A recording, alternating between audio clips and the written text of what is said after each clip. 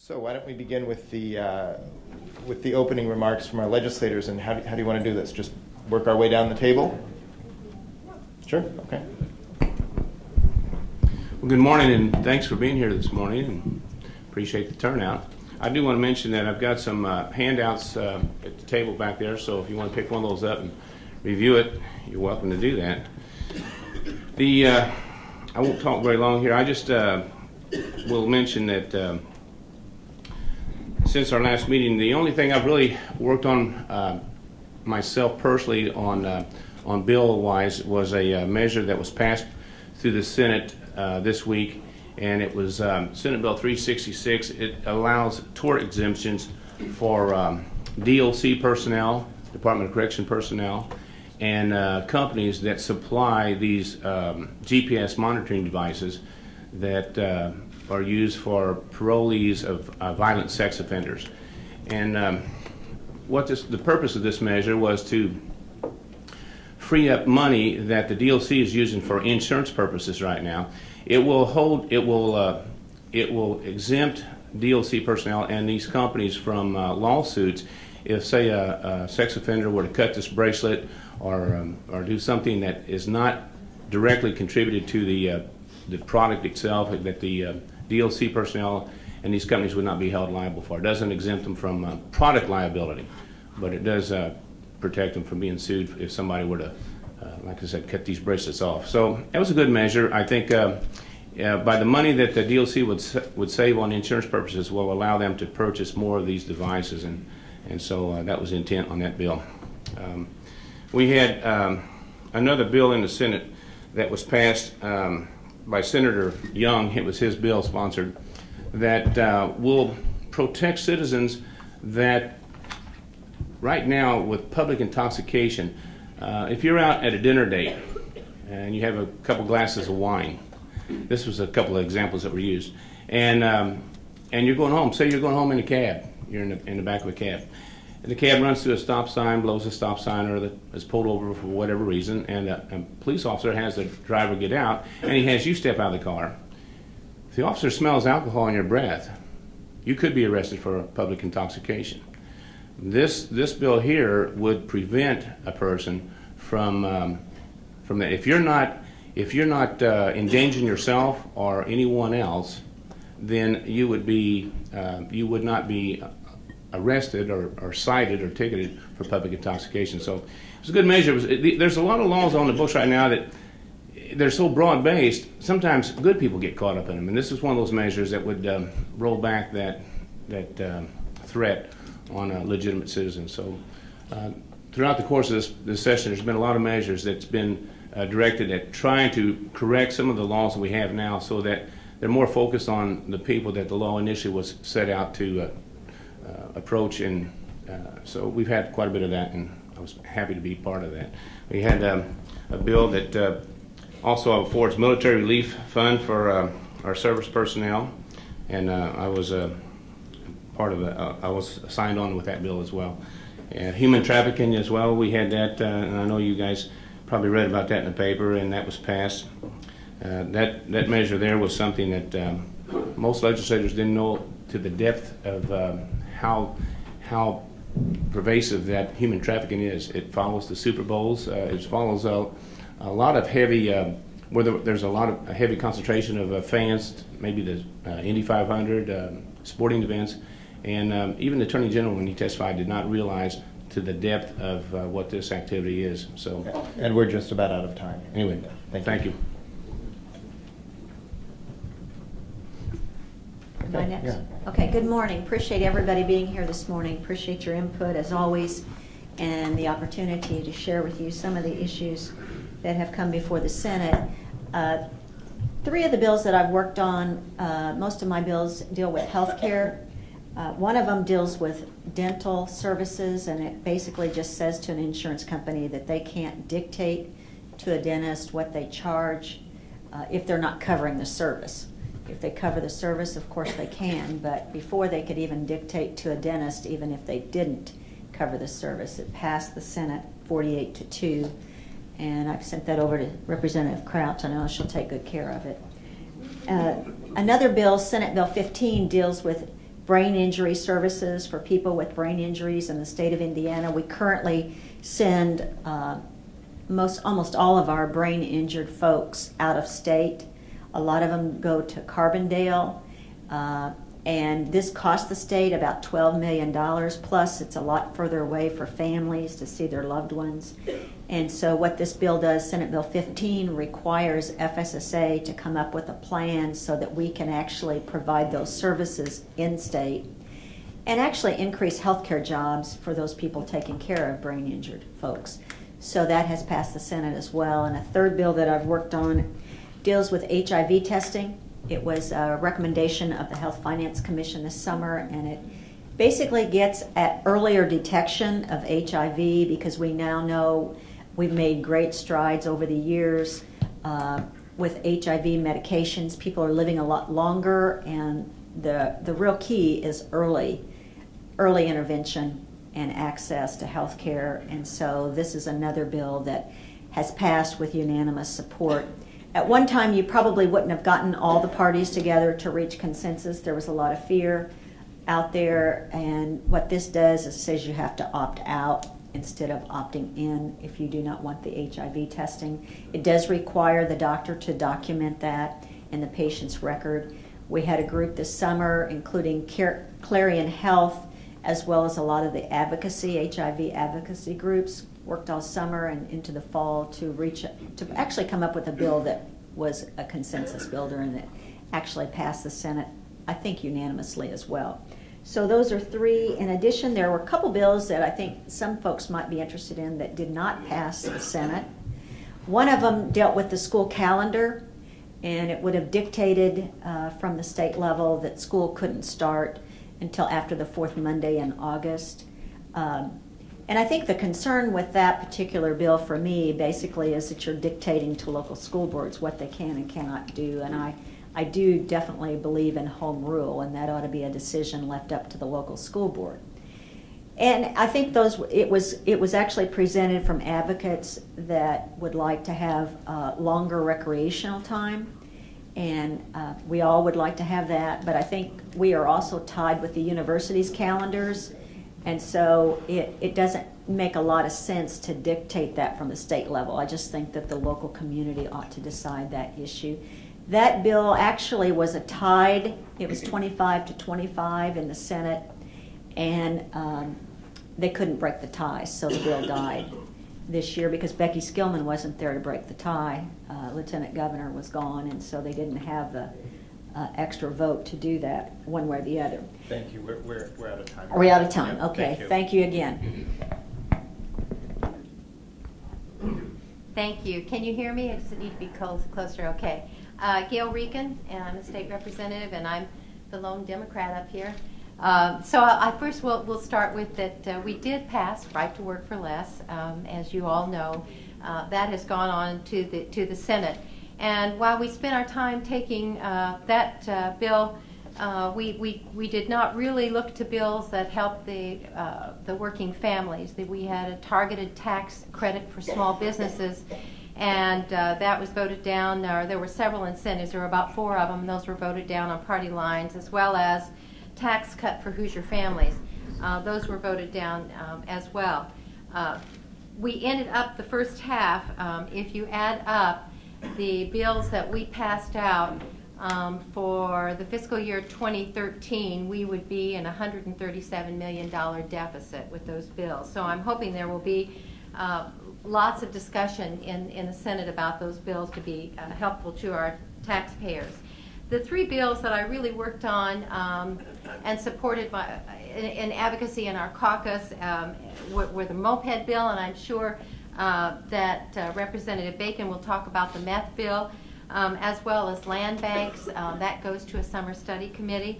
I feel like we have come to a situation in the state where I think there is more discussion going on between the parties now, crossing the party lines and crossing that middle aisle. I'm looking for a lot better, a lot more productive second session.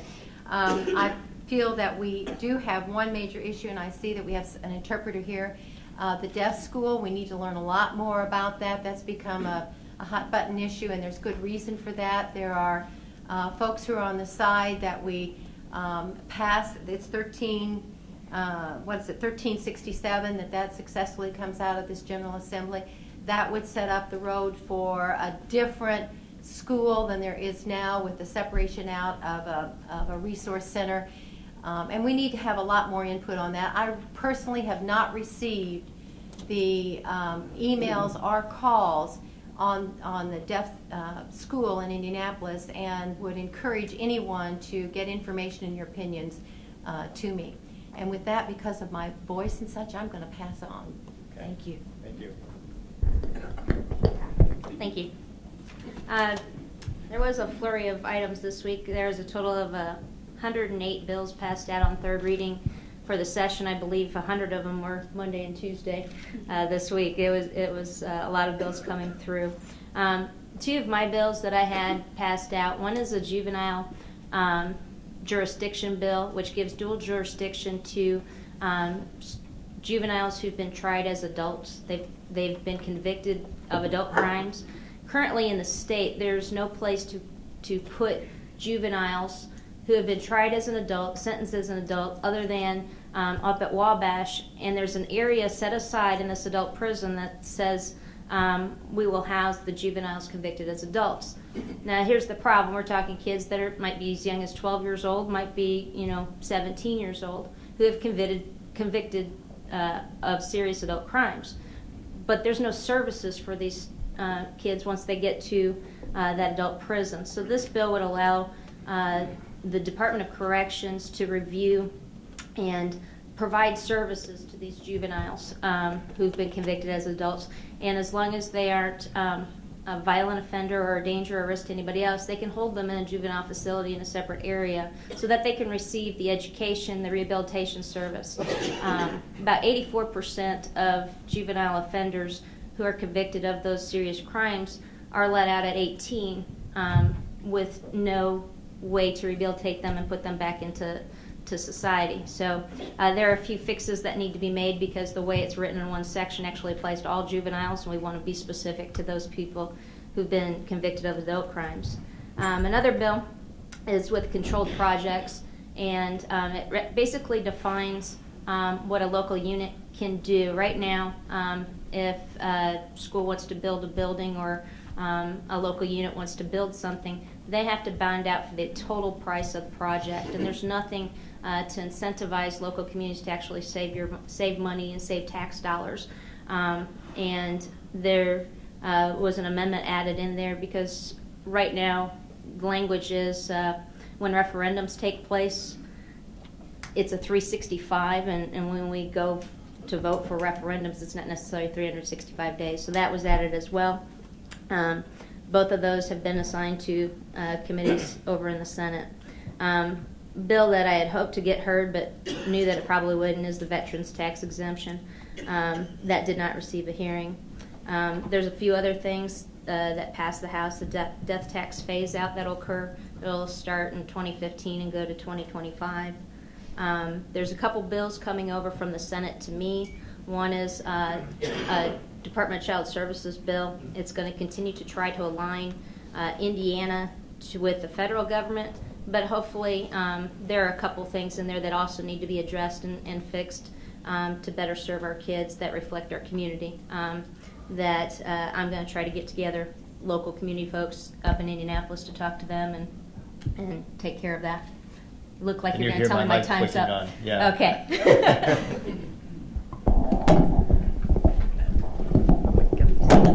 Good morning and welcome, Mike. I didn't realize the last legislative Meet Your Legislator session that Jim Daniels, it was his last, and as long as I've been coming here, Jim has been doing a great job of running these meetings. And so, Jim, if you would allow us to thank you. We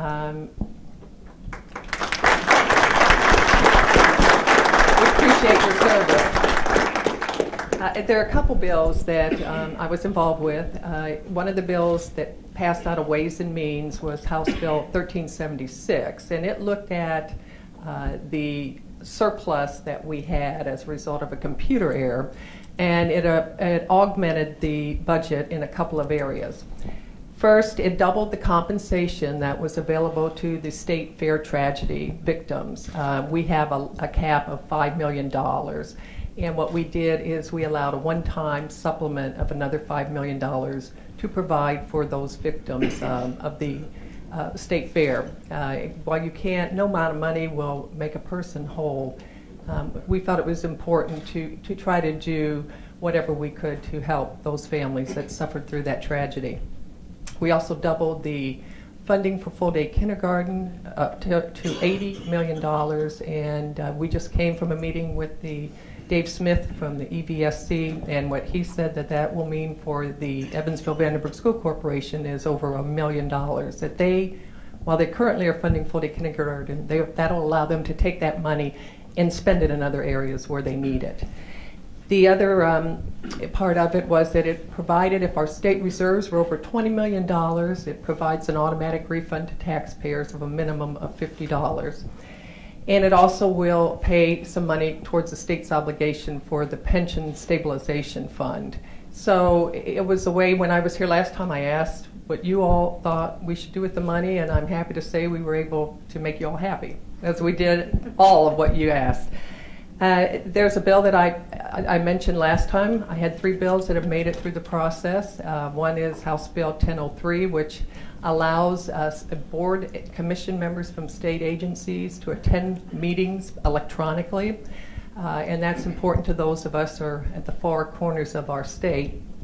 Also passed House Bill 1211, which is going over to Senator Becker in the Senate. And what that does is when an individual is leaving a hospital, and typically this is mainly elderly people, and they've suffered some kind of trauma, and what it requires is that they receive notification of all the options they have to them, including the area agencies on aging's contact information and the statement that that agency is available to provide options to them, including long-term home health care. And I think that helps families and it helps individuals to make the best decision on where they go when they leave a hospital. And that's just about time. And the smoking ban. Okay, thank you everybody for being here. I'm Ron Bacon. First, I'm going to tell you, I sit on a lot of different committees, all of us do, that are different from what we said. I'm on natural resources, agriculture, and public health.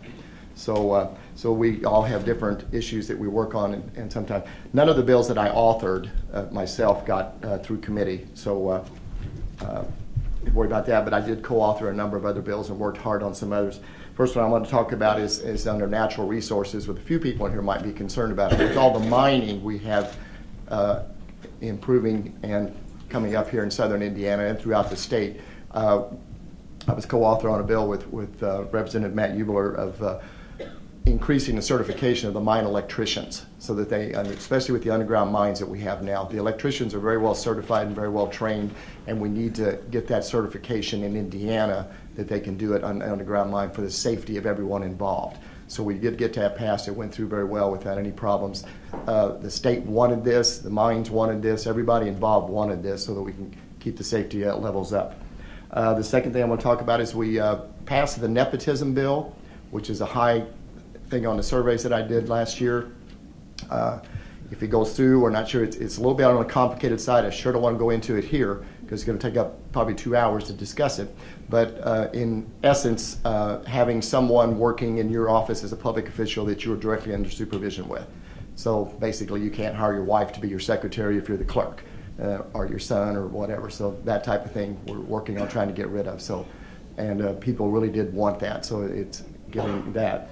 The good thing we did pass, and hopefully it will get through the Senate, is that something for every taxpayer and person in Indiana is a phase in or a phase out of the inheritance death tax statewide.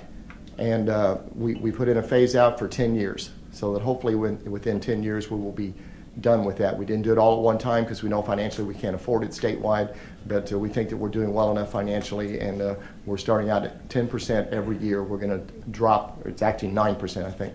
We're going to drop the state inheritance tax so that That is a big issue as far as business is concerned. Individuals, we've had lost a lot of family farms because of it, because they can't afford to pay the inheritance tax. And so this is a thing that really is needed to be done. And the last thing that as Representative Rican alluded to is the methamphetamine situation.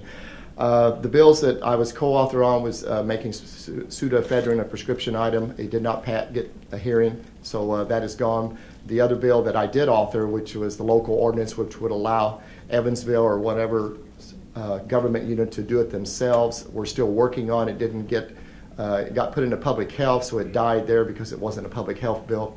But we're working on trying to get it attached to another one so we can get it through on the Senate side.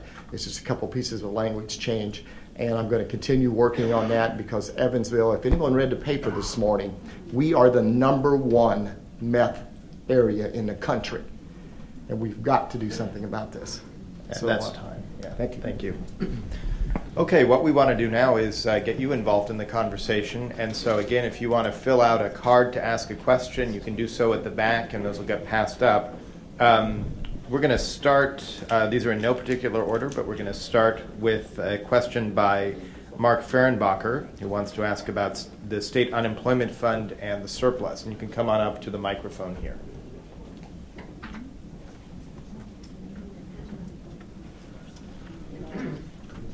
And just a reminder of our format, 2 minutes to ask your question, and we'll get 2-minute responses from all of the legislators. Hello. The question concerns the State Unemployment Insurance Fund and the surplus. A few years ago, the State Unemployment Insurance Fund was broke, had to borrow money from the feds, and now with the talk of the state having a surplus after the 2-year budget cycle and restoring cuts to education, taxpayer refund or whatever, I was just wondering, has repaying the feds being considered as far as what to do with the surplus? Do we just want to go down the line here? Maybe that's the simplest. Or if you want to, why don't you raise your hand and we'll just go that way. Yeah, go ahead. Thank you, Mr. Fehrenbacher, for your question. There was some discussion in House Ways and Means about using the surplus to try to mitigate some of that. We, however, passed the bill that what I said in my opening remarks actually is allocating that surplus. But it is something that that bill went over to the Senate because it was a bill that had to do with money, and those bills have to originate in the House. So it went over to the Senate, and they can amend it or they can make changes accordingly. So I think you raise a good point, and it needs to be taken up in that body right now. Thank you. Well, Mark, in a sense, we haven't heard anything about funding the unemployment with that surplus money. There's nothing really I can comment on it right now. It's not something that was brought up to this point, but I do know that everybody wants to share that money. that we get a lot of requests about. Representative Reed.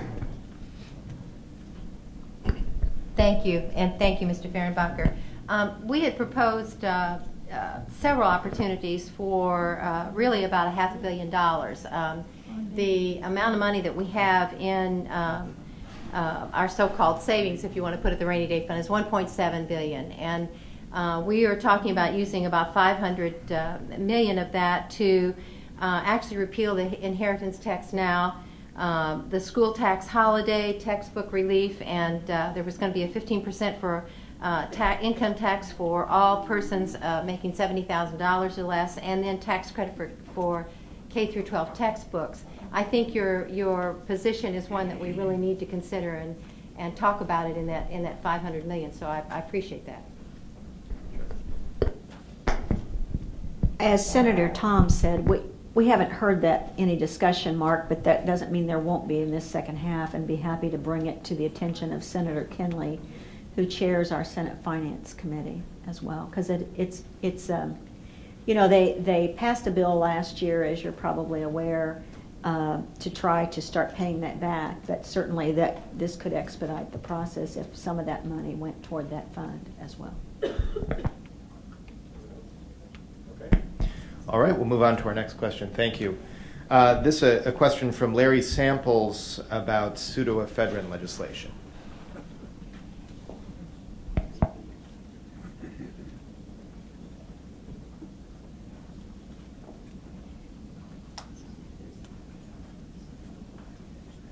First, I want to thank the legislators for all their hard work in attending these sessions. My question was about the status of the legislation. Representative Bacon mentioned that it didn't even get a committee hearing, and I'm wondering what's the opposition to that law? Okay. Thank you, Larry. The opposition is big pharmacy, of course, and that's really the the main opposition as far as we're concerned in the legislature. It's difficult, leadership gets the bills, they look at it, they handed it down, and then getting a hearing is you've got to make your case and try to do the best you can to get it on the agenda. And there's a number of other bills that are also trying to get on the agenda just as much as yours is, and if they don't feel it's important enough, they won't do it. The reason this year that they don't want to do it is because they just passed the tracking system last year, and they're saying, well, we need to get the tracking system time to work. And I understand that, and it's your perception of what's working and what's not working. If you live here in Evansville, you know what's not working. Tracking doesn't work. We can track all we want. We know who's buying the pseudoephedrine. We know where it goes. But unless I have a police officer standing at every CVS, Walgreens, and independent pharmacy in town, I can't do anything about the manufacturing because in 2 hours it's done. And that's the problem that we're trying to address here is the manufacturing. And we just aren't going to get that accomplished with tracking. But they want to try the tracking system, and that's what's happening. And the big pharmacy is paying for the tracking system. So they don't want us to make pseudoephedrine a prescription. The other part is there's still a number of people that don't want to be challenged to get their pseudoephedrine. And they want it, it's for them, and I understand that also. But they don't understand, they're not educated enough to understand what the problem is and what they're doing. And there are certain areas of the state that there is no problem yet. But it's coming. Is there any chance we could make that a home rule and allow Vanderbilt County to? Well, that's what we're trying to do right now. That bill didn't get heard either, but we have some House bills that have handed over to the Senate that we're trying to see if we can amend it into. Because it's a very simple bill with just a couple of word changes in the language. So we're trying real hard. That's our next step. So we'll try and do that. Okay. Thank you. There was a bill that dealt with meth, and it had to do with farmland and retribution for the offender up to $10,000. And it was kind of a concern to me because it seemed as if it was okay to protect the farmland, but not the children in the homes where this meth is being produced. So I think we need to constantly remember and focus on what's important to us and Southern Indiana. Kentucky right now is in their third year of considering this bill. If they do get, if they schedule pseudoephedrine in Kentucky, we really are at increased harm in Southern Indiana, particularly in Evansville. So we need to let our legislators know how important that is, particularly in the Senate now. Senator Becker will be spearheading this for us, and I know she'll do a great job. So let's let her all know, give her a lot of strength up in Indianapolis. Let me respond.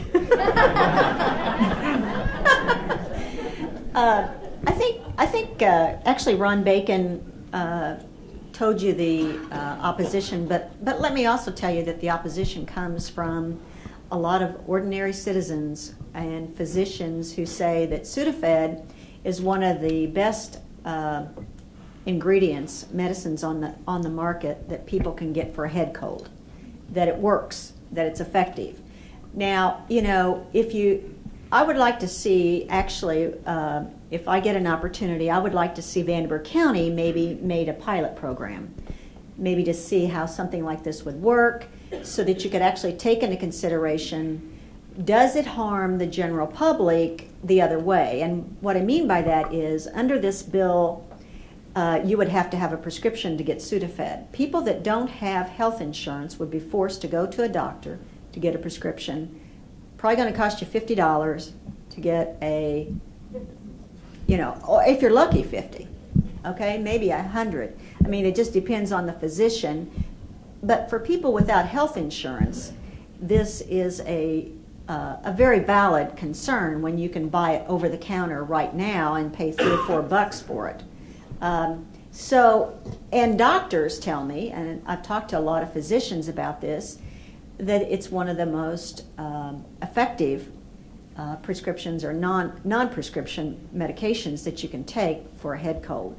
So those are the challenges, plus the tracking system just went into effect. And so, you know, you may have seen the column, there was a column in last Sunday's paper by Senator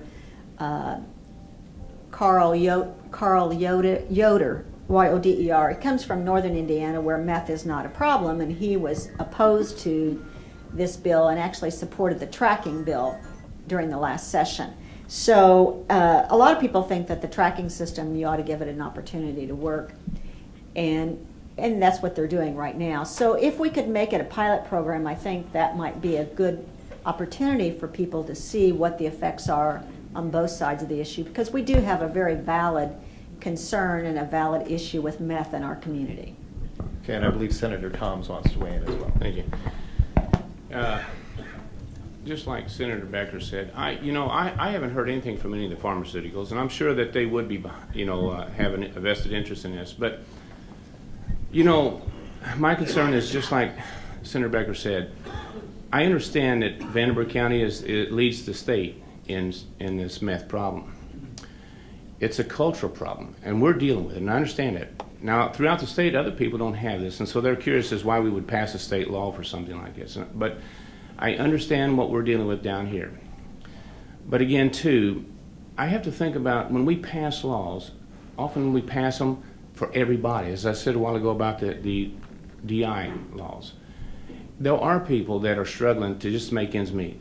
They're lucky if they can buy groceries and pay utility bills at the end of the month. They buy this cough medicine for their families or kids for legitimate reasons. Now we're going to send them to a doctor and I talked to some of the doctors, and these prescriptions can cost up to $106 if you're not an established patient. They'll pay that much before they can even think about getting that medicine. I have to also consider the people that are going to be placed in a hardship as we pass them some of these laws, and that's why I'm reluctant to just dive ahead with something before we thoroughly think it out. We have a society today of people, young people in particular, that just wants to abuse their bodies. And I don't know if we'll ever get ahead of that. Last year we passed a bill on spice, on spice laws, K2, or K12. No, it's K2. Anyway, there was like 19 different categories in that bill of products that would be prohibited, formulas. Before the ink dried, they had already gotten around that. And it was on the internet on how to continue making spice and making it available. So we passed a law this year. It was even more comprehensive. I have to look at it's our society that we're dealing with here. We got kids that buy spray paint and huff spray paint, or the aerosol cans to clean out your keyboards on your computers. We got kids today, right now, come out of Minnesota where they're taking gummy bears and they're saturating vodka in these gummy bears. They take them to school and they eat them all day long to stay high. They take them to sporting events. They take tampons and saturate tampons with vodka and insert it in their body to get a high off of it. These are the things we're dealing with. How many laws will we pass with expectations that it's going to stop this? We have other situations. I just want to say that before we do these things, let's make sure, before we jeopardize other people and put them in a hardship, that we thoroughly think through what we're doing here. And I just want to share that with everybody. Okay, we have some more comments. Yes. All right. I just want to say that I still believe with the independent communities having the opportunity to make the decision for themselves of what to do with this bill. I wish and I hope that Representative Bacon will reintroduce it next year and we can get it back up there. I do want to indicate, Chief of Police Billy Bolin came up to Indianapolis a couple weeks ago and we were talking, and the lobbyist who represents Express Scripts was there, and we were discussing this issue and trying to get to the bottom of, is the pharmaceutical industry against this, or where is your stance on that? Her response to me, at least from Express Scripts standpoint, was that they're neutral on the issue. But for them, and kind of like echoing what Senator Tom says, there needs to be a lot of education out there as to what this means to the industry, what it means to your providers, and things like that. And then I just wanted to touch on something Representative Rican said. The meth bill or the portion of the bill that came out of the House that related to meth was providing immunity, per se, for our agricultural lands or our farmers out there. It did nothing or does nothing really to stop the production of meth, but what it does is it gives our farmers the opportunity to be immune from these people who will sneak on their property and out in the middle of nowhere and grow their product, be it marijuana or whatever it might be. So that is not even beginning to address the issue, but it was trying to provide some relief to our community. Thank you. Thank you. I want to share with you all my observation. When I went from local government and I went up to the legislature, I was absolutely amazed at how progressive we are here in Southwest Indiana. And a lot of the issues that other parts of the state are addressing, we don't have them because we are so progressive. And let me give you an example. We have one school system. A lot of counties have 3 and 4. We have one 911 or central dispatch system. Lake County has 13 or 14. We have one library system. We have 13 joint city-county departments. We are a very progressive part of the state, yet we have the #1 meth problem. We're the most obese area, not only in the state, excuse me, but in the country. And so somehow we are going to have to work together to figure out those things that make us progressive. How do we channel that into the problems that are, that we are encountering every single day here? So I welcome your suggestions on solutions to those big problems. Thank you. Okay, any other comments? All right, we'll move on to a follow-up comment on this same, actually this is the same issue, so we'll hold that until a little later. We've got a question about Senate Bill 89, the creationism bill. That's from Dick Connolly.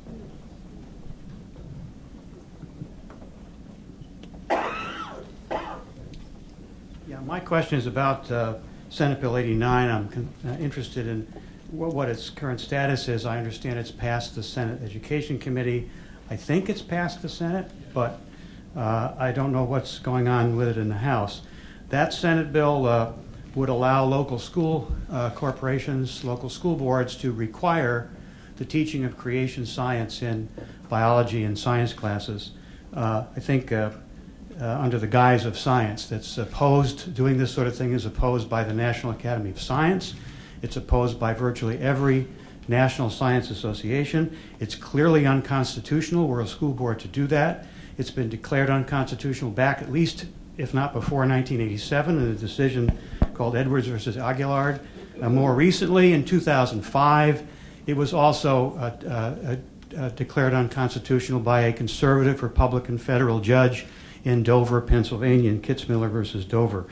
At a time when we need to be teaching our children more science, our students more science, not less, I think there's a concern here. If the bill is challenged legally, if a school board were to do this, and it most certainly will be challenged legally, it will lose. And that will cost the local school corporation money in what are needless legal fees. I think it's a very, very poor bill. I'm concerned about where exactly that bill is currently. Thank you. Okay, who wants to start on the responses? Well, it's over in the House. The bill was amended, and it's my understanding that school boards already have this ability, so it's really not a major change. They can already do this if they choose to. So, but the bill was amended to include a lot of different religions. You'd have to teach Buddhism, Hinduism, all kinds of different things. I think the concern is, as the gentleman said, it says under science. I think if you had it under history or philosophy or something like that, it might not be as major of a concern. But it's already something that school boards can do. So my guess is that I doubt that the House will consider this, but maybe the House members can give us a little more light. Well, I'm not sure we ever know what the House is going to do, but I did read Speaker Bosma had a media interview yesterday, and I read the comments that were transcribed, and he had expressed some grave concerns about the issue and it being taught in the science class. Again, he echoed what Senator Becker said. He thought if it was history or philosophy, that might be better, but I don't know if it's going to be assigned to a committee. Well, it will be assigned to a committee. I just don't know which committee it'll get assigned to or what will happen as a result.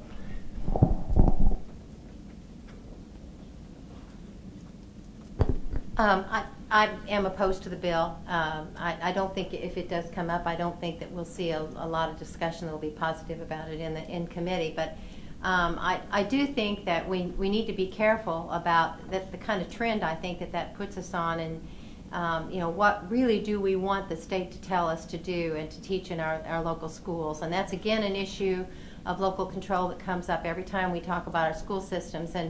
And Representative Crouch mentioned our school system really is a shining star in the state, and we are progressive, and we are doing things that other counties really aren't into yet. The equity schools and how positive they are, and what is it? 180 days is the school requirement, and that's more than 180 days of teaching. So we're doing a lot.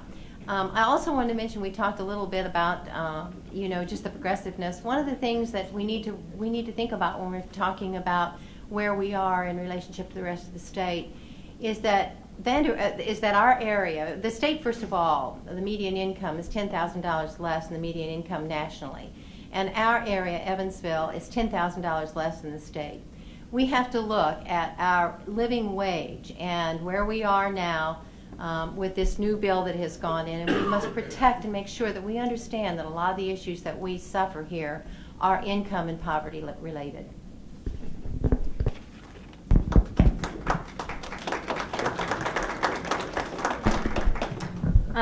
Just going off of what Senator Becker said, I have not seen the bill, just saw the information in the newspaper, and I taught world history for 10 years, and part of that class, part of that text does go through the creationism of a lot of different beliefs out there. And my concern would be to have it be in a science class and taught as if it's scientific fact. I think it's okay to teach it as a historical fact historical phenomenon, because those are the history, those are our stories of creation. But I struggle with saying that we need to teach it in a science classroom as part of the science curriculum, and that's from personal experience. And the other issue is the giving the school boards the ability to do this. You said that was amended in. It's already current. Okay, all right. And I think a lot of times we would like to,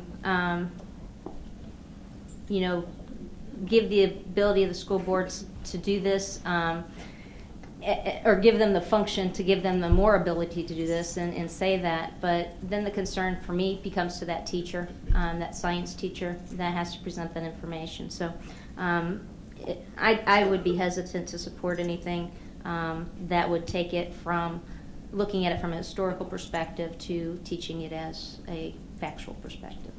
Thank you. Okay, moving on. All right. This is a question from, and I hope I pronounced your name right, and if it's wrong, you can correct me, Kim Ottley, explaining the number of counties affected by the rural TIF bill.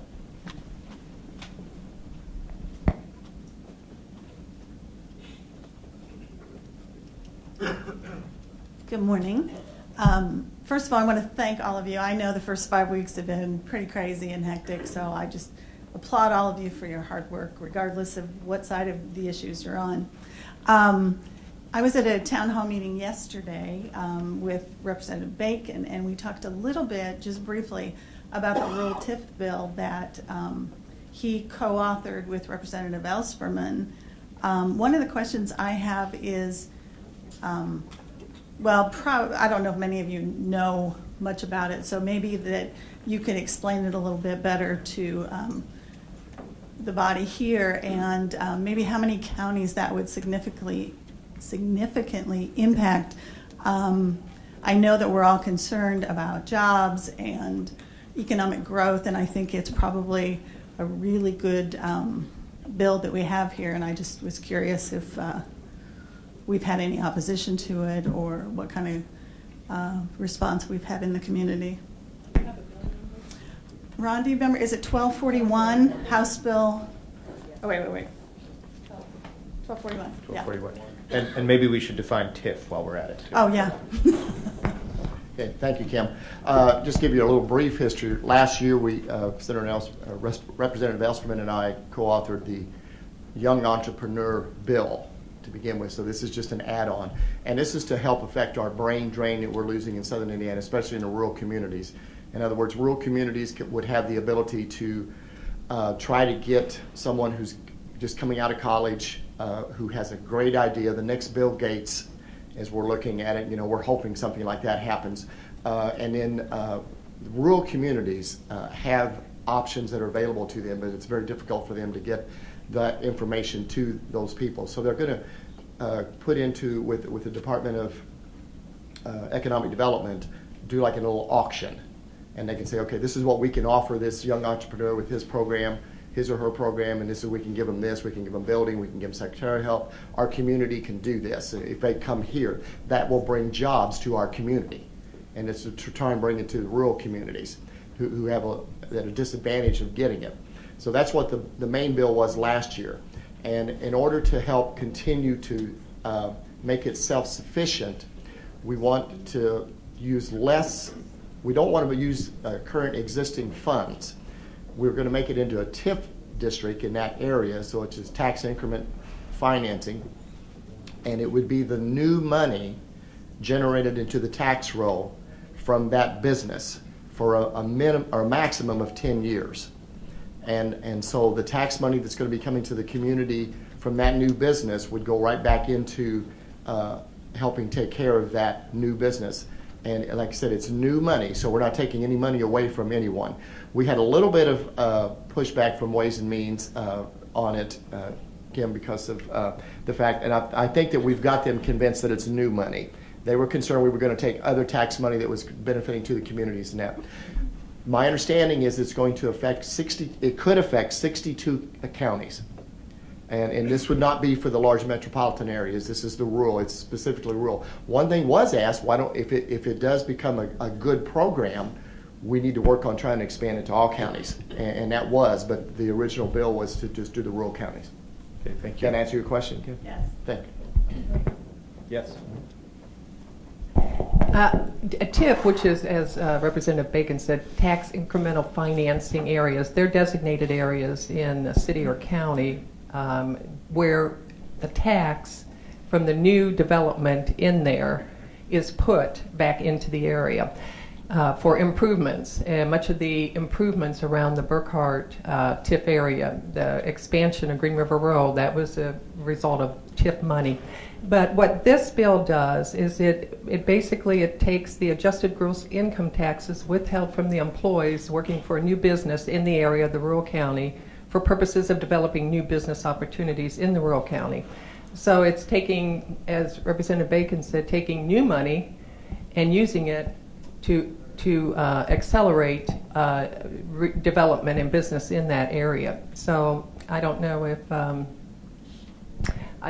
that passed the House, so I presume it'll go to the Senate, and hopefully we'll be able to get that through to be able to incentivize our rural areas. Yeah, sure. As Representative Bacon said, last year we passed out, or Representative Ellspermann, we're elevating her this week, aren't we? We are, yeah. The Entrepreneur for Rural Communities. But The other piece of that is trying to develop the entrepreneurial spirit in the rural communities. And I know Posey County, for example, is working on last year and this year having, through their economic development, have Entrepreneur Day, in which we invite local businesses and young folks from the community to learn what the community has to offer, and then try to envision that spirit of entrepreneurialism in the rural communities. So this is just another step towards trying to make that, spirit come alive in those communities. A question, and do you see it as something new that all the counties should be that we should have that opportunity of all the counties then taking the adjusted gross income taxes and using it for infrastructure improvements? I don't know if I have that opinion. I am excited about the proposition and would love to see how it works in the rural communities, and maybe that is a great idea to then bring it into the municipalities. But well, I would just comment that the one thing we really need to do is to develop new and creative ways to provide dollars there for growing businesses, and this may be one that is just singular for rural counties, but there are other proposals out there that would benefit us all and would benefit our urban areas as well. And it's we just don't have enough venture capital here and those opportunities in the state, so we do need to continue to be creative. That's true. Okay. Thank you all. Yeah. Mm-hmm. Sure. Yeah. I want to do a quick follow-up on a survey that I did, and this was quite interesting. And like I said, we're trying to get our kids to stay here. We want them to stay here. We do a great job of educating, and we've said that. And one of the survey questions I have is, do you think there are high-quality job opportunities for recent college graduates in our community? 60% of the respondents said no. They're not. They're leaving. So we've got to continue working on things like this to get them to stay. We have the best community around, and we want them to stay here. Thank you. Okay. Thank you. Micah, could Yes. I just make a Yeah, comment? sure. I was just going to say, everybody talks about the brain drain.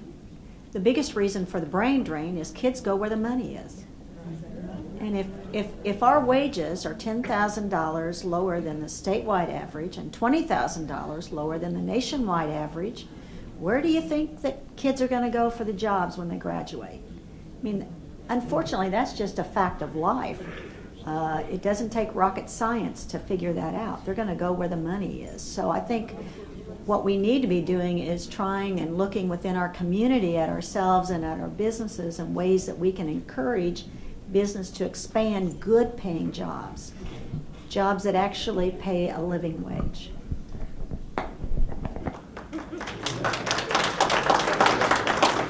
Allows religion to be taught in science class as science.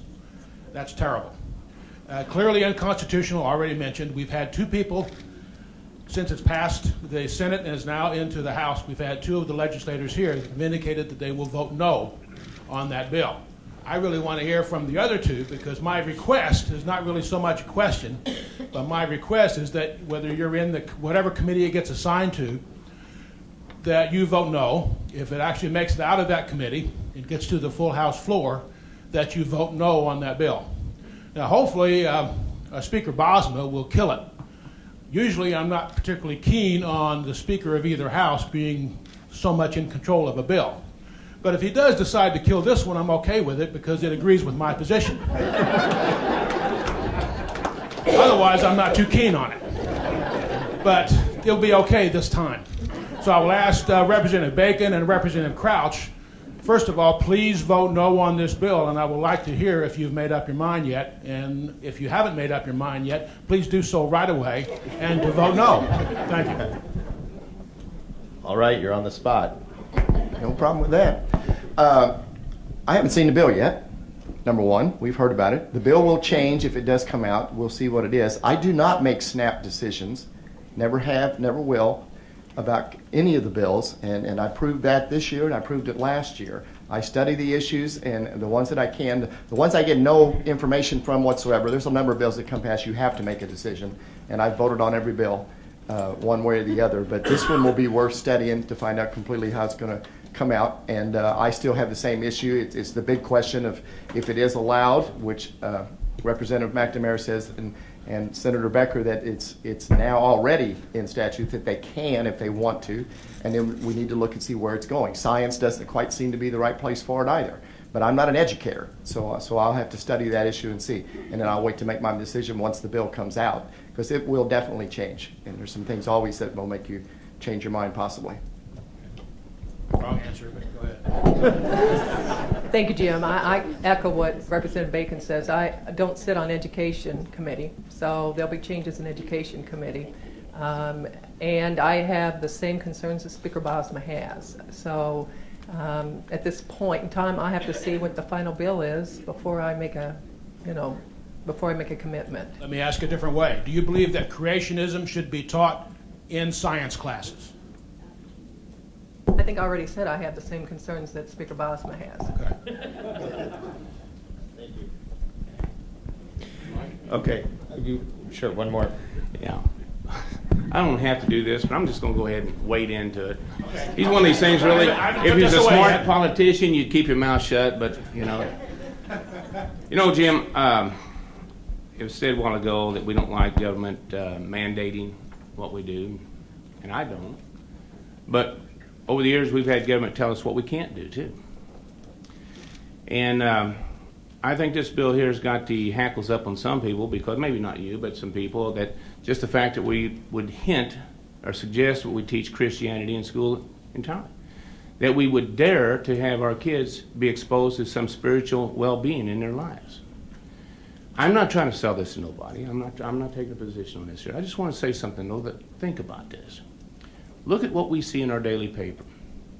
We've got crime. We've got juvenile delinquency. We've got kids taking the gummy bears and soaking. We have meth problems. We have corruption in government. We have corruption in our church. We have broken homes. Every day's paper is filled with stories like this here. And all of the things, the ills that we deal with in society, that we deal on a daily basis, when it hits us personally, then we want help from other sources. Then we'll maybe talk about praying. We'll hang a sign in our car window, God bless America. I'm just saying that sometimes I question why there's so much animosity toward suggesting that we have our children have that part of their character building. Is it so wrong that we would allow that? 2 years ago in our daily paper, there was a story that appeared. There was a story out of New Paris, Indiana, where a school was allowing prayer in the school. The parents sued. They'd been doing this for years. It wasn't mandated, was allowed to do that. They were doing it. She sued and she won. She stopped that prayer service and just a little prayer every day in school. She didn't want her child being exposed to this prayer. Now the article right next to that was out of Rising Sun, Indiana, where a 14-year-old killed his 10-year-old brother, choked him to death, because he'd seen it on TV and he just wanted to see what it was like. Again, before we get too judgmental, before we're so willing to stop something, let's be careful. Let's study it a little bit. I have to ask, is it so bad that our kids would have? Yes. It is. That's how you feel? Is that how you feel? Am I wrong? Children are not presumptuously denied the ability to learn about religion and about creationism. That's what churches do. That's what parochial schools do. It's clearly a violation of the Constitution to be able to teach, to separate religion and churches. Well, Dan, Jim, I'm glad you brought this up. And just for my own sake, if you guys will humor me for just a minute. A show of hands is who would think it would be so awful that we would allow our kids to be exposed to prayer in school? Who would think that would be so awful that we would let our children? And who would think it might not be a good idea, that it would be a good idea maybe that we would have a little spiritual character building in our schools? Just yeah. And we. I just Senator, get off on somebody. Senator, you've gone over your allotted time, so we need to let some other voices get in here too. Just one. I do think it's important that we would instruct and encourage values, and I think that's what we need to do, is the right values for our society. And I think we can do that in the school through lots of different ways, but probably not through this one, because it just it's too divisive, and we can accomplish a lot through teaching children about right and wrong and being a good Samaritan and all those things that we think are important to us that we all share. And I would also mention that we've got some really serious issues that we can help kids with in school that we don't mandate. Financial management. How many of our problems are due to the fact that people cannot manage their money, they're getting into trouble?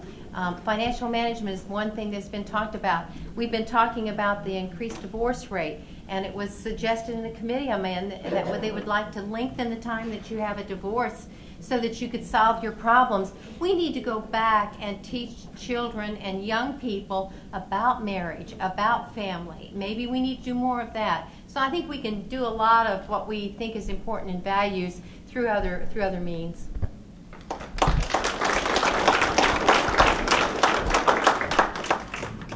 Okay, we're going to move on to smoking.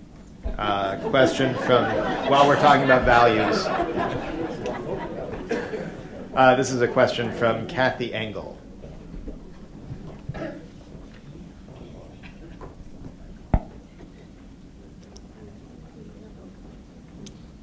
Thank you for meeting with us this morning and giving us the opportunity to speak. I applaud your willingness to help victims of the disaster of the State Fair. What are you doing for the more than 1,000 Hoosier victims of the disaster that secondhand smoke causes every year? Why won't you help prevent deaths by banning secondhand smoke in all public venues, which includes casinos and bars? Are they second-rate citizens?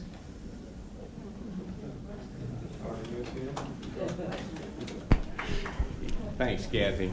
I think a lot of folks know where I'm at on this, but you know, Kathy, we've talked a lot, and they're doing great work on trying to educate people about it. You really are, and I told you I'd be willing to help you on that.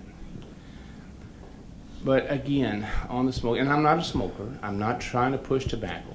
I'm just saying, though, we are now a society that doesn't ask government to intervene in our lives, we demand it. There's restaurants and businesses out here that have chosen on their own to go smoke-free.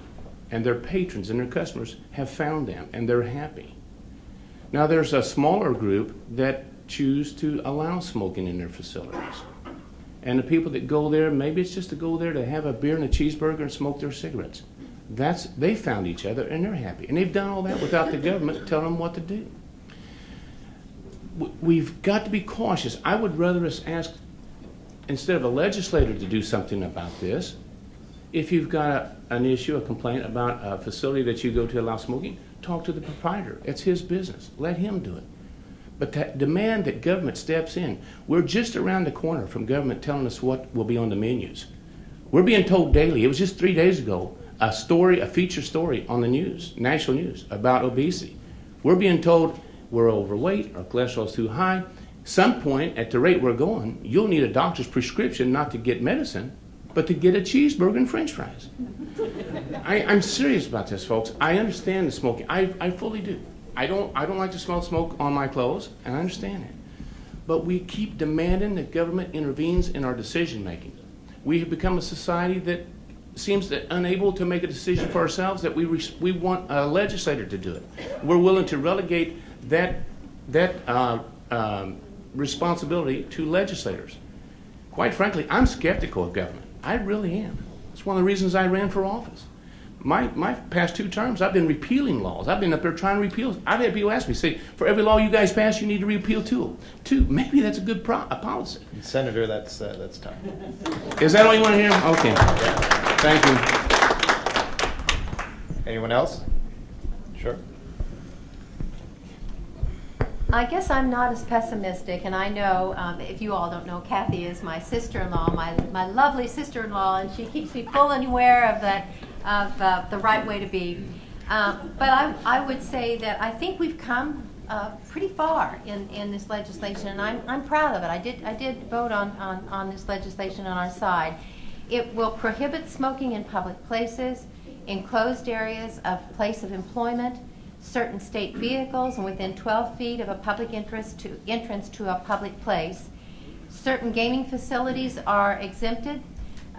Cigar and hookah bars, I don't know what a hookah bar is, but they're exempted. Private fraternal, social, and veterans clubs, tobacco stores, bars and taverns until September 15th, 2013.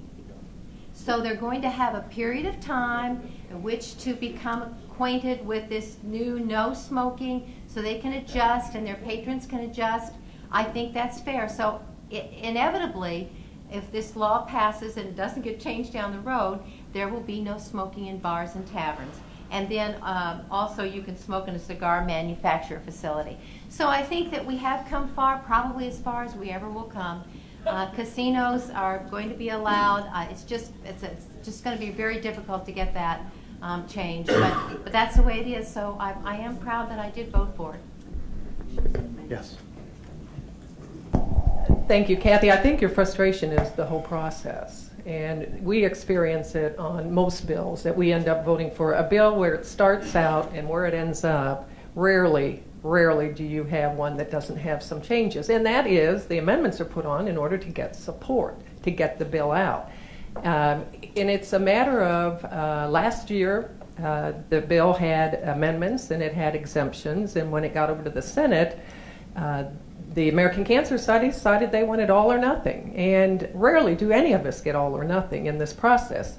This year, I mean, you've decided that we'll continue to move it along and hopefully we'll get something passed that'll start to address the issue. Sometimes you have to start with a slice of bread before you can get a loaf of bread. And unfortunately, that's the process and that's how it works. But I understand your frustration. And the reason the exemption is on casinos is that riverboat gambling revenue is one of our major sources of revenue to the state of Indiana. And the Legislative Services Agency did a report this past summer where I think they said the impact on revenues would be in the $150 million. Illinois, their riverboat, their gaming revenues have declined drastically. Part of it is because of they believe it's because of they don't smoke in their casinos in Illinois, I believe. But anyway, the point is it's the process, and the process is as imperfect as it is what we work with. And again, we'll see what the Senate does. May I just make one comment that there was a study done that was released this past year by the Bowen Research Institute that says that secondhand smoke alone, not just tobacco and all encompassing, but just secondhand smoke, cost Hoosiers $1.3 billion. That makes the Legislative Services Agency's figure piddly in comparison. And if I may just respond to that, we have bills all the time, and they don't analyze the savings. We as a state, we as a society are not into preventive. We aren't into rehabilitative. We're into punishment. We're into monies that we can actually affect our state budget. So I agree with you. I think you're absolutely dead on. But that's not what the state looks at, unfortunately, right or wrong. Thank you. I just wanted to add that this particular bill, when I did my legislative survey to people, and it's still online for those that haven't responded and would like to, 73% of my constituents supported this bill, a statewide smoking ban. The bill has been sent to Senator Beverly Gard, which I think for the advocates is a good thing because she supports the bill. And I think she will work hard to see that something comes about to protect people in workplaces where possible. And I do know that the Indiana State Chamber of Commerce this year has, and they did last year, they supported a bill as far as a smoking ban in workplaces. So that too will help the bill. I don't know if it goes to commerce, and I do serve on commerce as well as public health. I think the bill would have a better chance if it goes to public health, because I think members of the Public Health Committee do recognize the figures that Kathy quoted as far as secondhand smoke and how it impacts the true economy of the state in cost, which would actually increased savings as well. But it really, I think that the decision to support the bill as it is a positive thing for the American Cancer Society, because as Representative Crouch indicated, you're not going to get everything that you want. And there will be these exemptions that she and Representative Rican spoke about as far as cigar, smoking places, I can't think what they call them, but maybe it's the hookah bars, where you can go in and have a cigar and a glass of wine. So I think with some of those exemptions, and I know that local communities can adopt, if they choose, more stringent laws. It's just that they can't be weaker. And I know that Evansville is still considering a city and countywide ban as well. So they could still do that if they wish. Anyone else? Yes. Mike, most of you know that I'm a respiratory therapist, so I've been treating this disease for many, many years. Last year I did not vote for the bill. This year I did, due to the safety issues that were being put in. And my main goal is to protect the children from the secondhand smoke. We've got the bill to a point where a child is not going to be affected up to the age of 18, where they can make their own decisions where they want to go to do a, quote, legal substance. And it's still legal. You know, if you want to make the whole thing completely illegal, I'm okay for that too. I think that would be just fine, and we'll go no smoking. Because the other thing that we need to look at, Kathy's numbers are screwed just a little bit because of the number is correct, but we can put out no smoking ban in all public places, and they're going to smoke at home. They're still going to expose their children to that. They're going to have a legal substance to smoke at home, in the car, where they're at, and those cost issues are still going to be there. That is not going to affect it. So until we make it an illegal drug, that's not going to change a whole lot, those numbers. If we get this bill passed the way it is, it's going to affect it quite a bit, and then the adults are going to make their own decisions. And that's what we're working on, and that's why I did vote for it this year. Thank you. Okay. Well, I know you're looking at the clock and thinking, we might get out of here without a question about right to work, but I'm sorry, we're going to have a question about right to work. And that's a question from Brandon Ferguson.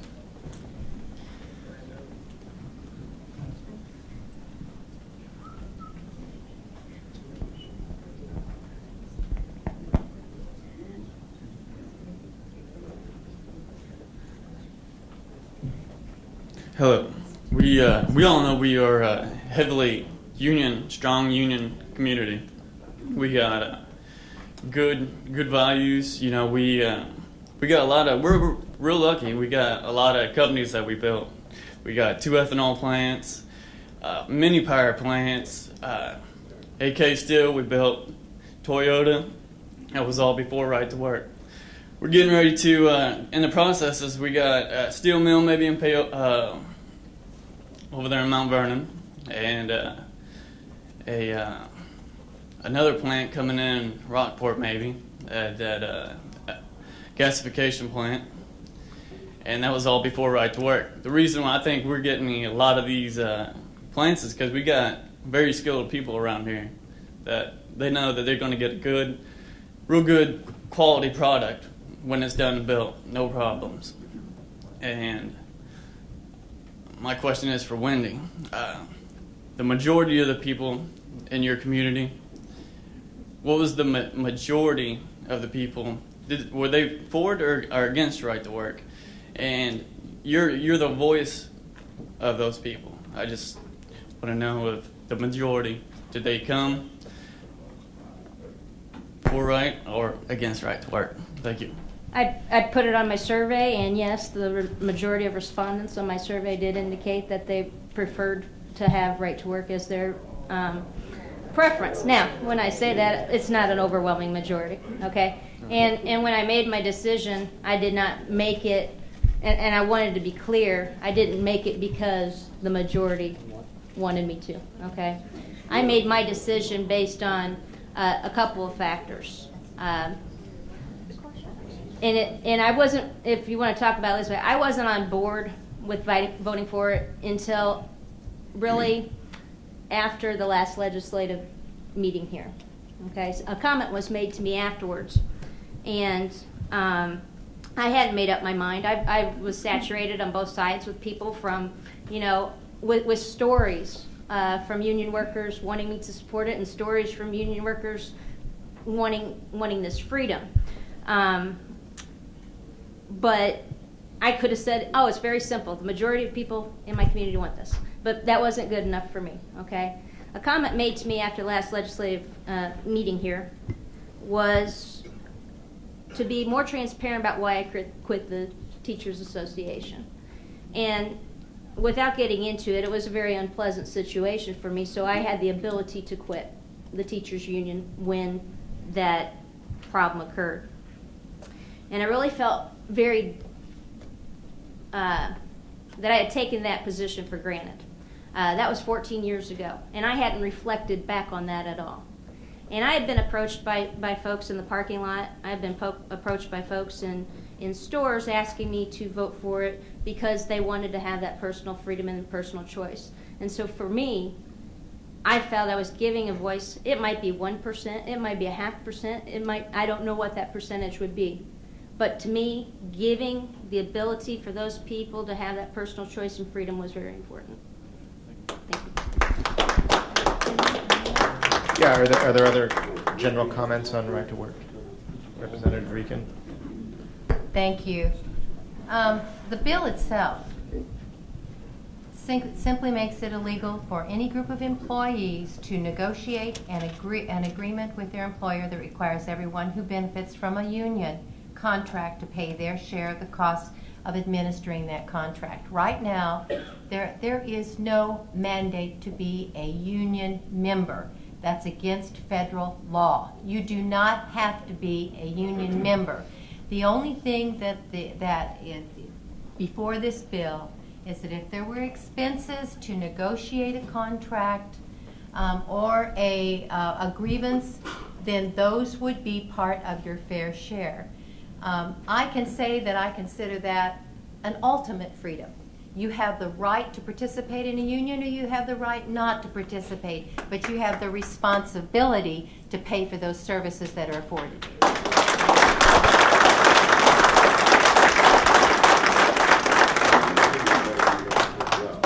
Thank you, Mike.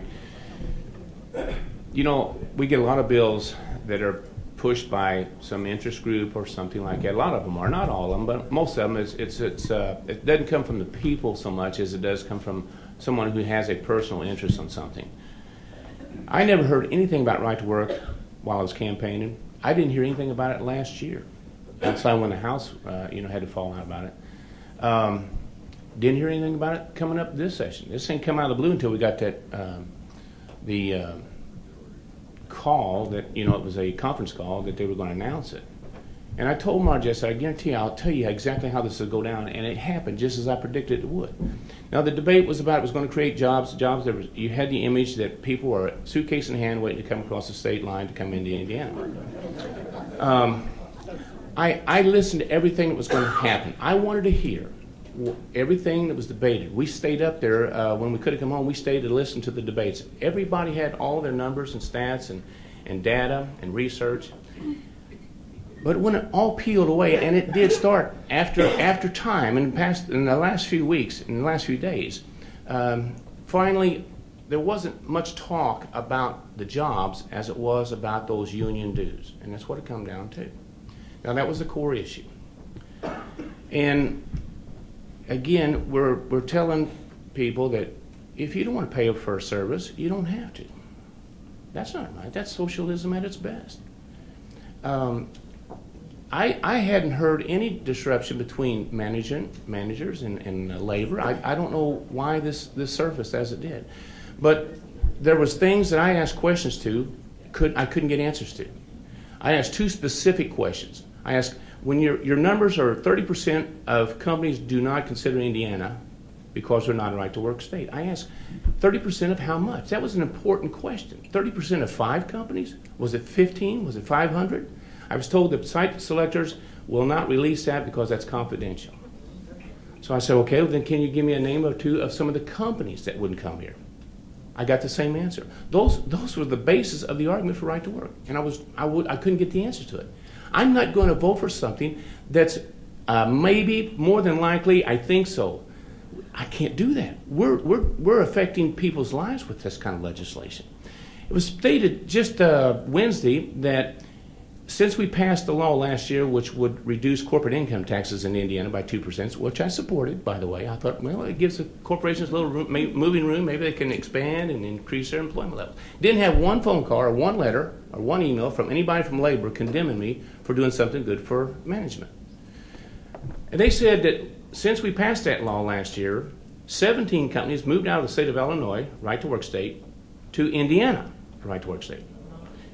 Non-right to work. Non-right to work Illinois to non-right to work Indiana. If that's the case, that doesn't make sense with their argument then. Why wouldn't they have moved to Tennessee if they wanted to go to a right to work state? Why wouldn't they have went to Tennessee or another right to work state rather than to another non-right to work state? Thank you, Senator Thomas. Okay.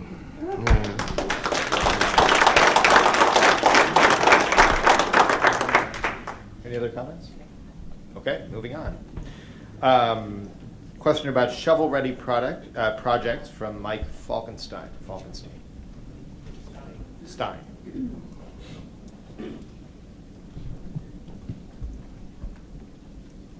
Good morning. I guess this is Pick on Windy Day. I'd like to know what the two shovel-ready projects you've mentioned are, what they are down in Posey County, how many Hoosiers they're going to put to work. And so don't leave everyone else out. This is a little bit on lines what Mr. Toombs was just talking about, that I'd like to know what company. I'm sure your phone's ringing off the wall right now since Right to Work for Less is passed. Who are these companies and how many they are and how many Hoosiers they can put to work?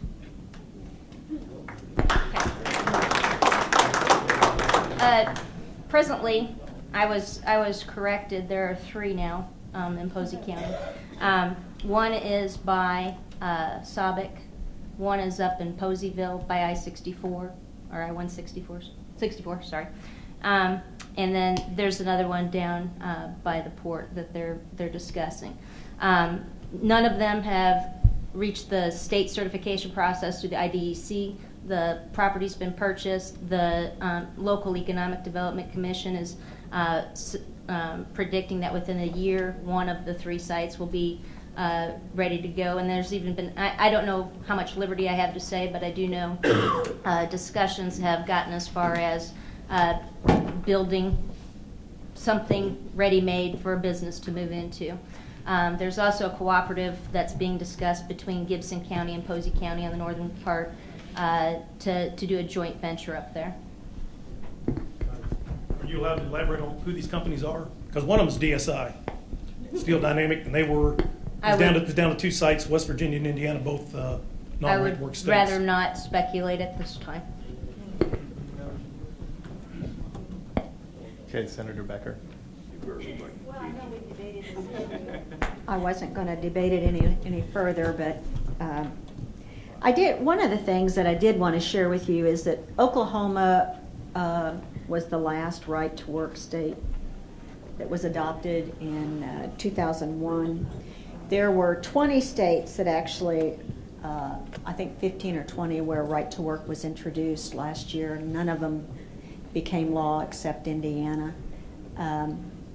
The state of New Hampshire debated it, and 41 Republicans joined with Democrats to oppose the bill. So I know some people think this is strictly Republican versus Democrat, but as you know with Senator Thoms, that's not true. And so I just wanted to share with you just a little bit of economic information about how Oklahoma compares to Indiana before Indiana became a right-to-work state. And this is as of 2009. Wages, non-union wages were higher in Indiana. Union wages are higher in Indiana than Oklahoma. And another concern, which really hasn't been discussed, unfortunately, on the floors of either house, is how this will affect health insurance, access to health insurance in the future for retirees, as well as pension benefits in the future. And those are also 2 big concerns that I think has just been glossed over. A lot of the senior groups have very grave concerns about this issue being passed. And if we compare Indiana to Oklahoma, we have a much higher percentage of health insurance access, both union and non-union, in the state of Indiana. And we also have a much higher percentage of people that have access to good retirement plans, both union and non-union, in the state of Indiana compared to Oklahoma. So just thought I'd share that information with you as well. Thank you. And I see you're itching to say something now. Am I ready? Am I? Sure, go ahead. Thank you. And I appreciate your giving us those facts on Oklahoma. It's great to hear that come out. Not enough is said about what happened to Oklahoma after 2010, or actually after 2001. And I have a graph here that talks about the employment, and it actually goes down. Here's 1990 to 2010. There is 2001 Oklahoma, and it's just gone down since then. So I mean that's another story. But let's look at where we can go from here, because I sort of have to do that to keep a focus. And we need to really talk about more job creation, small business loans. I want to mention two things that didn't get through. I had two amendments that I think we need to get through. One of them is a 90% hire for Hoosiers on state projects. That was defeated on party line. The other one was a preference for Indiana contractors on in contracts where they're competing with out-of-state contractors that have bid preferences. I feel if there are bid preferences in another state, we ought to have the same here in this state to make our companies competitive, and those were both defeated. And we need to think about what we can do to protect and grow our Hoosier businesses. Okay, thank you. And I think we were originally talking about shovel-ready projects, and so we've strayed a bit from that. So we're going to move on to a new topic. This topic, child abuse, and Carol Davis has a question.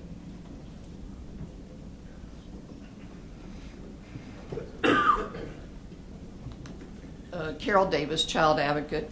This was in last month's January 22nd Indianapolis Star. Could their deaths have been prevented? This DCS has been a Humpty Dumpty system for years. And we have all this hoopla up in Indianapolis about the unions. Nobody has raised an issue about these kids. These kids have all died in vain year after year after year. The legislators have not addressed it seriously with DCS. I just don't understand why this keeps going on. And the media doesn't even cover it. Indianapolis Star has been the only media that has really addressed this. These kids have all died in vain over and over. And Representative Crouch says something about 911 being an emergency number. There's another emergency number, 800 number. That's what people are supposed to call for kids. Even the law enforcement has to call an 800 number. Now this is blanket civil rights violation of children. And, people don't understand what's going on, and collective bargaining has still raised its ugly head in the child welfare system. Is there a question that you have? Yes, this is what happened when the union was head of child welfare. And I'd like to know what each legislator is going to do this session, especially with the 800 number. Why are child abuse supposed to be called 800 number? And even law enforcement. You didn't make that a law. Why are we hiring you when the DCS can make their own law about that? And I'd like to know if you're going to change that this session, or if you can get some emergency system in. We should be calling 911 for children. Thank you. Okay, sure. Thank you, Carol, for your comments. Like I said, one of the bills coming over to me is a Department of Child Services bill, and I talked with Carol on Thursday, maybe. I didn't realize at that time that the 1-800 number was the sole way for everyday citizens as well as law enforcement to get in touch or report child abuse. So that's something that we're going to look at. And then there's a couple other provisions that would strip some serious benefits to our local community and some of our issues. So I'm going to address those as well.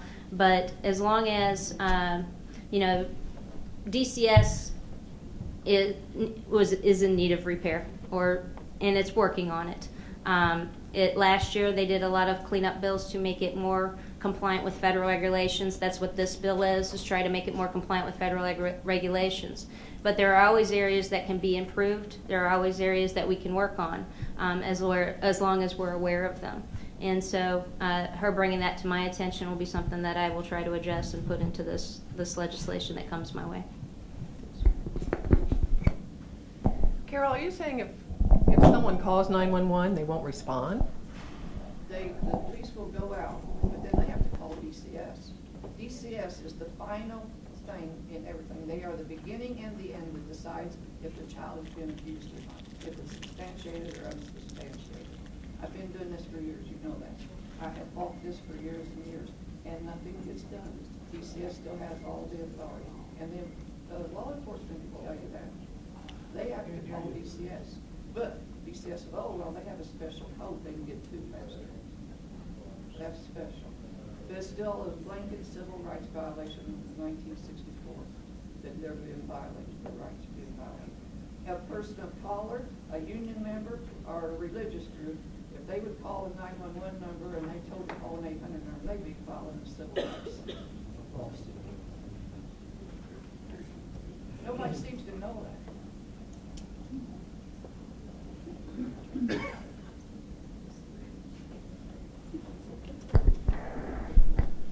We need to be discussing children's issues. It is the entire child welfare system. It's not the abuse and neglect, but also the foster care system, which I understand has improved, but there are a lot of issues with that. And reporting it is not right.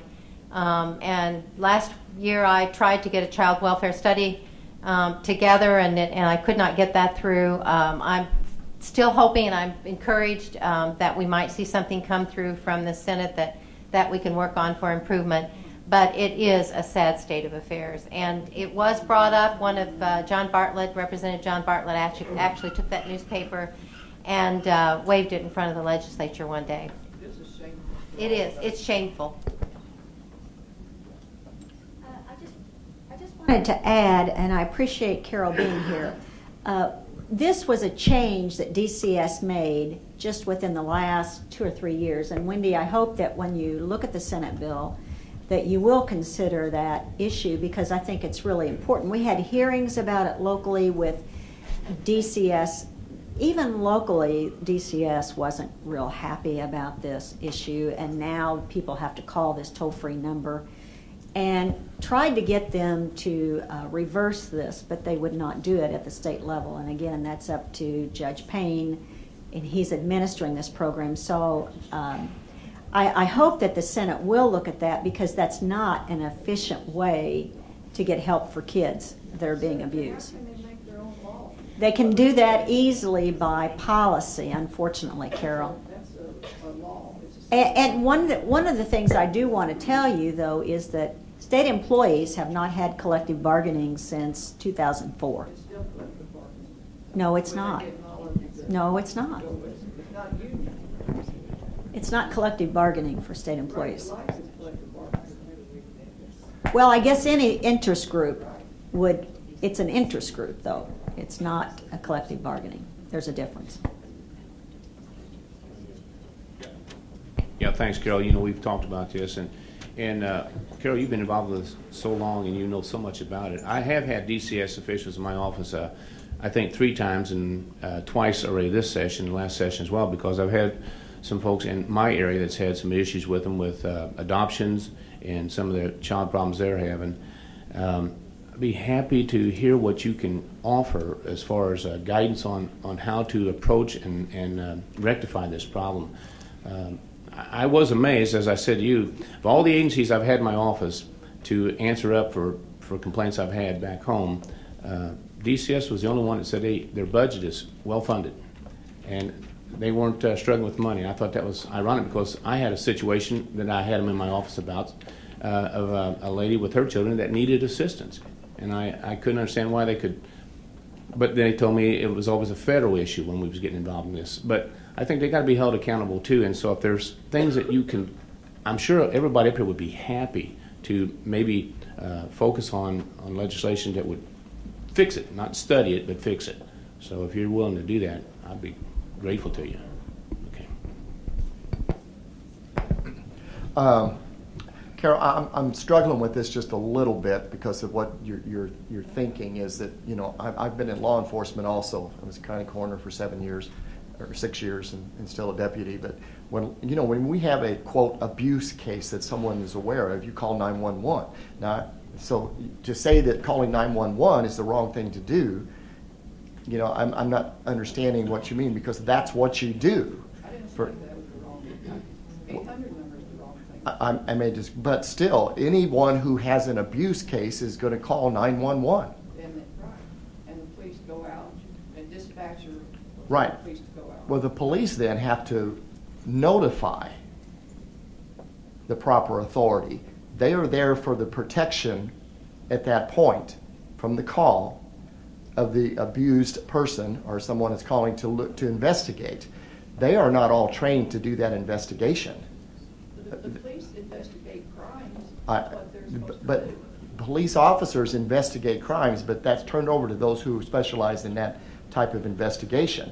Your normal police officer does not investigate every issue of the crime because they're not trained in all of them.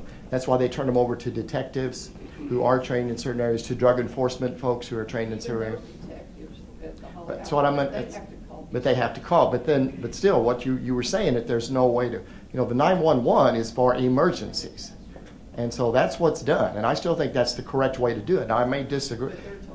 And they may be doing that because we've had them do the same thing. I have an issue, I've got to call someone with DCS. And we'll look into that and find out what. And I agree with Senator Becker, that's probably not the right way to do because it takes the control locally away, and we're calling somebody in Indianapolis in that respect. And we definitely will continue to look into that. So that operator decides if it should be looked at as a child abuse or not. And then they can turn it over to their superintendent, and then they decide. It goes down the line. Right. But if you call the police for you right now, a dispatcher will tell that policeman to go out there. Correct. The dispatcher doesn't decide if they think it's a crime or not. No, it's not. It's not the. Right. But it's. So it's not But it's not the police officer who's investigating that and to make that decision either, above what he's trained to I do. can tell you some cases that we can't go on Yeah, about. I understand what you're saying, but I'm saying that to say 911 is not the appropriate. That is the appropriate way to call. I don't say that. Everybody should call 911 for emergency. That's what they're there. Yeah, but then we need to look at what's done afterwards. The law enforcement will decide if it's a crime right there or not. Yep. Take a little child out of the home. I don't expect them to call an 800 number and get permission. Correct. Okay. Understand. Thank you. Let me check with someone from the league. What's our time? We go until 11? It is 11. It is. We go. Yeah. Okay. Well, I want to say, first of all, thank you to all of you for your questions. The questions we didn't get to, I'll leave here, and the legislators can look at them right now if they'd like to. I'd like to thank you all for your interest and involvement in the civic process and for being great citizens and coming out today. I want to thank our legislators for being here today as well. Thank you.